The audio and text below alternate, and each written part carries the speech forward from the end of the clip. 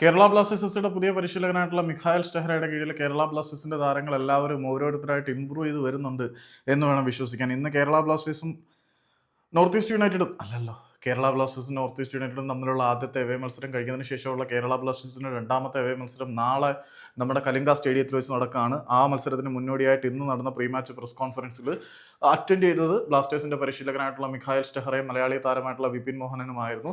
ആ പ്രസ് കോൺഫറൻസിനിടയിൽ വെച്ചിട്ട് വിപിൻ മോഹനൻ പറഞ്ഞത് കളിക്കളത്തിലേക്ക് തിരികെ വരാൻ കഴിയുന്നു എന്നുള്ളത് വളരെ സന്തോഷം നൽകുന്ന കാര്യം തന്നെയാണ്.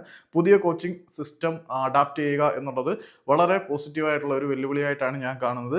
ഞാൻ ഉറച്ചു വിശ്വസിക്കുന്നത് ഈ ഒരു സിസ്റ്റത്തിന്റെ കീഴിൽ ഞാൻ ഇംപ്രൂവ് ചെയ്യുന്നുണ്ടെന്നാണ്. അപ്പം കേരള ബ്ലാസ്റ്റേഴ്സിന്റെ പരിശീലകനായ മിഖായൽ സ്റ്റെഹ്റയുടെ പുതിയ സിസ്റ്റത്തിന് കീഴിൽ ബ്ലാസ്റ്റേഴ്സിന്റെ താരങ്ങൾ ഓരോരുത്തരും പുരോഗതി പ്രാപിക്കുന്നതായിട്ട് താരങ്ങൾക്ക് തന്നെ വിശ്വാസം വന്നു തുടങ്ങിയിട്ടുണ്ട്.